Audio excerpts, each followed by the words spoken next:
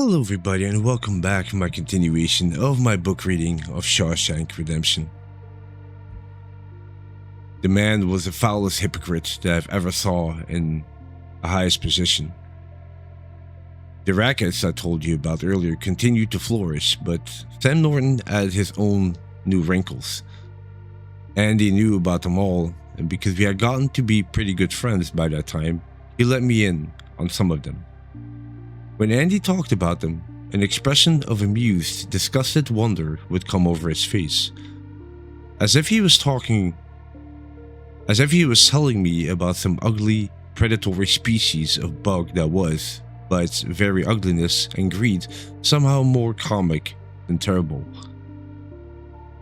It was Warden Norton who instituted the Inside Out program you may have read about some 16 or 17 years back.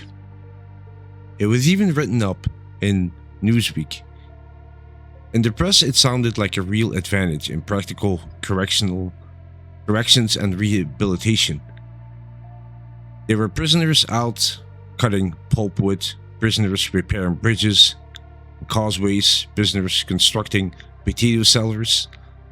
Norton called it Inside Out and was invited to explain it to damn near every Rotary and Kiwanis club in New England, especially after he got his picture in Newsweek. The prisoners called it road ganging, but so far as I know, none of them were even invited to express their views to the Kiwanians or the Loyal Order of the Moose. Norton was right in there on every operation, 30-year church pin and all, from cutting pulp to digging storm drains to laying new culverts on state highways. There was Norton, skimming off to the top. There were 100 ways to do it. Men, materials, you name it. But he had it coming another way as well. The construction business in the area were deadly afraid of Norton's Inside Out program because prison labor is slave labor. You can't compete with that. So Sam Norton, he of the Testaments and the 30-year church pin, was passed a good many thick envelopes under the table during his 15-year tenure as Shawshank's warden. And when an envelope was passed, he would either overbid the project, not bid at all, or claim that all his inside-outers were committed elsewhere. It has always been something of a wonder to me that Norton was never found in the trunk of a Thunderbird parked off a highway somewhere down in Massachusetts with his hand tied behind his back and half a dozen bullets in his head. Anyway, as the old Barrel House song says, "My God, how the money rolled in," Norton must have subscribed to the old Puritan notion that the best way to figure out which folk God favors is by checking their bank accounts.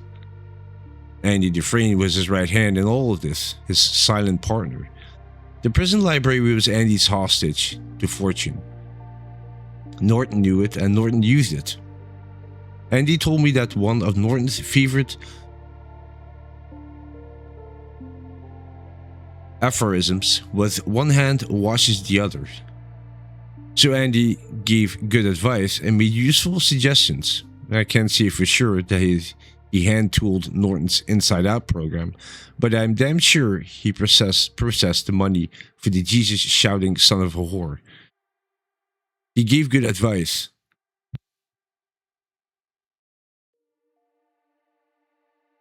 Made useful suggestions. The money got spread around and, son of a bitch, the library would get a new set of automotive repair manuals, a fresh set of Grolier's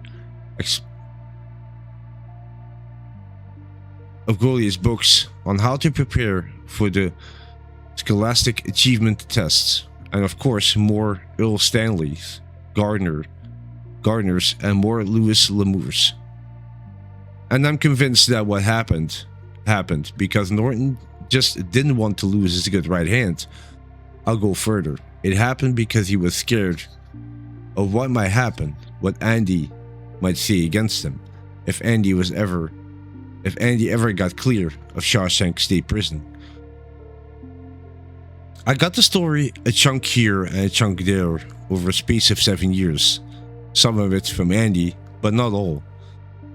He never wanted to talk about that part of his life, and I don't blame him. I got part of it from maybe half a dozen different sources. I'd said once that prisoners are nothing but slaves, but they have that slave habit of looking dumb and keeping their ears open. I got it backwards and forwards and in the middle, but I'll give it to you from point A to point Z, and maybe you'll understand why the man spent about 10 months in the bleak, depressed days. See, I don't think he knew the truth until 1963, 15 years after he came in this sweet little hellhole. Until he met Tommy Williams. I don't think he knew how bad it could get. Tommy Williams joined our happy little Shawshank family in November of 1962. Tommy thought of himself as a naive native of Massachusetts, but he wasn't proud. In his 27 years, he's done time all over New England. He was a professional thief, and as you may have guessed, my own feeling was that he should have picked another profession. He was a married man, and his wife came to visit each and every week. She had an idea that things might go better with Tommy, and consequently, better with her 3-year-old son and herself, if he got his high school degree. She talked him into it, and Tommy Williams started visiting the library on a regular basis. For Andy, this was an old routine by then. He saw that Tommy got a series of high school equivalency tests. Tommy would brush up on the subject he had passed in high school, there weren't many, and then take the test. Andy also saw that he was enrolled in a number of correspondence courses covering the subject he had failed in school or just missed by dropping out. He probably wasn't the best student Andy ever took over the jumps, and I don't know if he ever did get his high school diploma, but that forms no part of my story. The important thing was that he came to like Andy Dufresne very much, as most people did after a while. On a couple of occasions, he asked Andy what a smart guy like you is doing in the joint. The question, which is the rough equivalent of that one that goes, "What's a nice girl like you doing in a place like this?" But Andy wasn't the type to tell him. He would only smile and turn the conversation into some other channel. Quite normally, Tommy asked someone else. And when he finally got the story, I guess he also got the shock of his young life. The person he asked was his partner on the laundry steam ironer and folder. The inmates call this device the mangler because that's exactly what it will do if you aren't paying attention and get your bad self caught in it. His partner was Charlie Lathrop, who had been in for about 12 years on a murder charge. He was more than glad to reheat the details of the Dufresne murder trial for Tommy. It broke the monotony of pulling freshly pressed bed sheets out of the machine and tucking them into the basket. He was just getting to the jury, waiting until after lunch to bring in their guilty verdict when the treble whistle went off and the mangle grated to a stop. They had been feeding in freshly washed sheets from the Elliott nursing home at the far end. They were spat out dry and neatly pressed at Tommy and Charlie's end at the rate of every 5 seconds. Their job was to grab them, fold them, and slap them into the cart, which had already been lined with brown paper. But Tommy Williams was just standing there, staring at Charlie, his mouth unhinged all the way to his chest. He was standing in the drift of sheets that had come through clean, which were now sopping up all the wet muck on the floor. And in the laundry wet wash, there's plenty of muck. So the head bull that day, Homer Jessup, comes rushing over, bellowing his head off and on the proud for trouble. Tommy took no notice of him. He spoke to Charlie as if old Homer, who had busted more heads and he could probably count. What did you say that golf pro's name was? Quentin, Charlie answered back, all confused and upset by now. He later said that the kid was as white as a truce flag. Glenn Quentin, I think. Something like that. Anyway, here now. Homer Jessup roared, his neck as red as a rooster's comb. Get them sheets in cold water. Get quick. Glenn Quentin. Oh my God, Tommy Williams said. And that was all he got to say because Homer Jessup, that was least peaceable of men, brought his belly down behind his ears. Tommy hit the floor so hard he broke off 3 of his front teeth. When he woke up, he was in solitary and confined to same for a week, riding a boxcar on Sam Norton's famous grain and drain train, plus a black mark on his report card. That was in early February in 1963, and Tommy Williams went around to 6 or 7 other long-timers after he got out of solitary, and got pretty much the same story. I know, I was one of them, but when I asked him why he wanted it, he just clammed up. Then one day he went to the library and spilled one big budget of information to Andy Dufresne. And for the first and last time, at least since he had approached me about the Rita Hayworth poster like a kid buying his first pack of Trojans, Andy lost his cool. Only this time, he blew it entirely. I saw him later that day and he looked like a man who had stepped on the business end of a rake and had given himself a good one, whap between the eyes. His hands were trembling, but when I spoke to him, he didn't answer. Before the afternoon was out, he had caught up with Billy Hanlon, who was the head screw, and set up an appointment with Warden Norton for the following day. He told me later that he didn't sleep a wink all night. He just listened to the cold winter blow howling outside, watching the searchlights go around and around, putting long, moving shadows on the cement walls of the cage he had called home since Harry Truman was president, and tried to think it all out. He said it was as if Tommy had produced a key which fitted a cage in the back of his mind, a key like his own hell, his own cell. Only instead of holding a man, that cage held a tiger, and that tiger name was Hope. Williams had produced the key that unlocked the cage, and the tiger was out, willy-nilly, to roam his brain. 4 years before Tommy Williams had been arrested in Rhode Island, driving a stolen car that was full of stolen merchandise, Tommy turned in his accomplice. The DA played ball, and he got a lighter sentence, 2 to 4 with time served. 11 months after beginning his terms, his old cellmate got a ticket out and Tommy got a new one, a man named Elwood Blatch. Blatch had been busted for burglary with a weapon and that was serving 6 to 12. I have never seen such a high-strung guy, Tommy said. A man like that should never want to be a burglar, especially not with a gun. The slightest little noise, he'd go 3 feet into the air and come down shooting, more likely than not. One night he almost strangled me because some guy down the hall was whooping on his cell bars with a tin cup. I did 7 months with him until they let me walk free. I got time served and time off, you understand? I can't say we talked because we didn't, exactly hold a conversation with Al Blatch. He held a conversation with you. He talked all the time. He never shut up.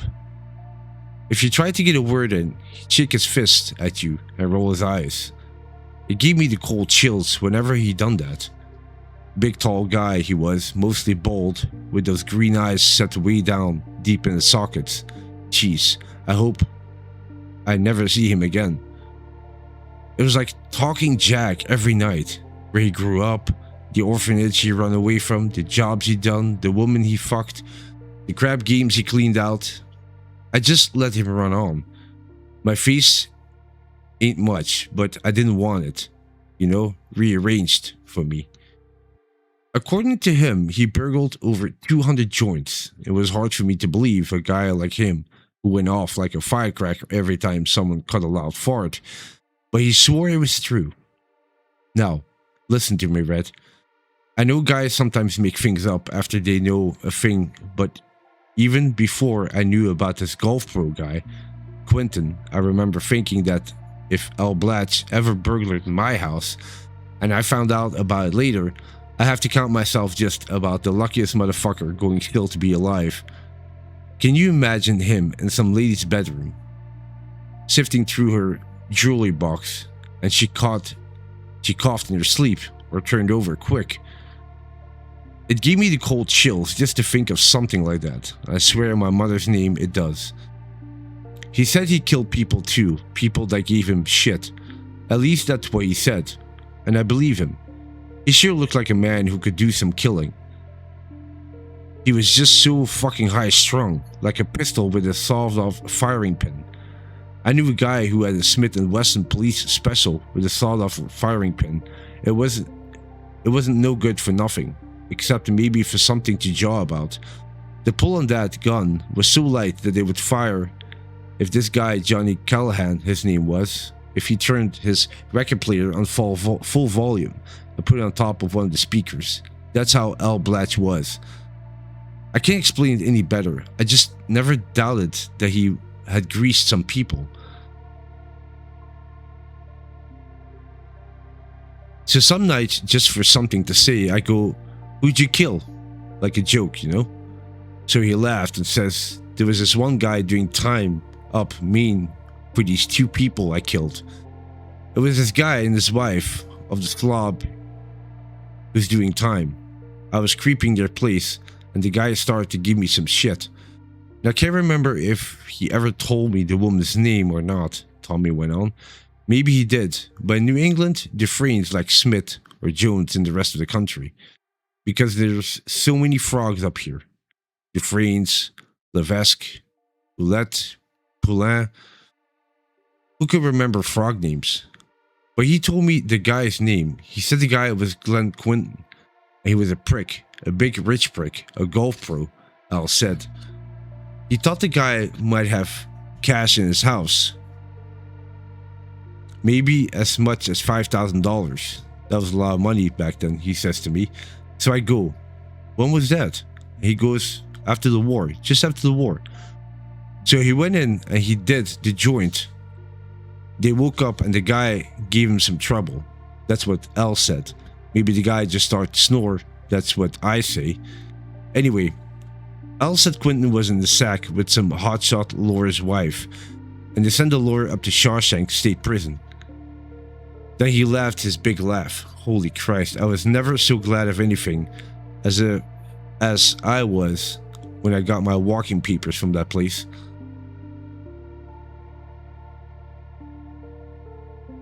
I guess you can see why Andy went a little wonky when Tommy told him that story.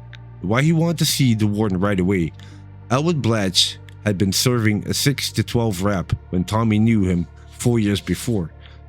By the time Andy heard all of this in 1963, he might be the one verge of getting out, or already out. So those were the two prongs of the spit Andy was roasting on.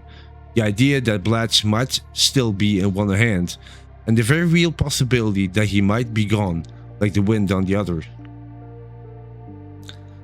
There were inconsistencies in Tommy's story, but aren't there always in real life? Blatch told Tommy, the man who got set up was a hotshot lawyer and Andy was a banker. But those are two professions that people who aren't very educated could easily get mixed up. And don't forget that 12 years had gone by between the time Blatch was reading the clippings about the trial and the time he told the tale to Tommy Williams. He also told Tommy he got better than $1,000 from the footlocker Quentin had in his locket. But the police said at Andy's trial that there had been no signs of burglary. I had a few ideas about that. First, if you take the cash and the man it belongs to is dead, how are you going to know anything was stolen? unless someone else can tell you it was there to start with. Second, who's to say Blatch wasn't lying about that part of it? Maybe he didn't want to admit killing 2 people for nothing. And third, maybe there were signs of burglary and the cops either overlooked them. Cops can be pretty dumb, or deliberately covering them up so they wouldn't screw the DA's case. The guy was running for public office, remember? And he needed conviction to run on. An unsolved burglary murder would have done him no good at all. But on the 3, I like the middle one best. I know a few Elwood Blatches in my time at Shawshank. The trigger puller with the crazy eyes. Such fellows want you to think they got away with an equivalent of the Hope Diamond on every caper. Even if they got caught with a $2 Timex and $9 on one they're doing time for. And there was one thing in Tommy's story that convinced Andy beyond a shadow of a doubt. Blatch hadn't hit Quentin at random. He had called Quentin a big rich prick. And he had known Quentin as was a golf pro, while Andy and his wife had been going out to that country club for drinks and dinner once or twice a week for a couple of years, and Andy had done a considerable amount of drinking there once he found out about his wife's affair. There was a marina with the country club, and for a while in 1947 there had been a part-time grease and gas jockey working there who matched Tommy's description of Elwood Blatch. A big tall man, mostly bald, with deep-set green eyes. A man who had an unpleasant way of looking at you. I thought he was sizing you up. He wasn't there long, Andy said. Either he quit or Briggs, the fellow in charge of the marina, fired him. But he wasn't a man you forgot. He was too striking for that. And with this, I'm going to end it here for my continuation of my book reading. Thank you so much for listening. Hope you enjoyed it. Take care, and I'll catch you in the next one. Bye-bye.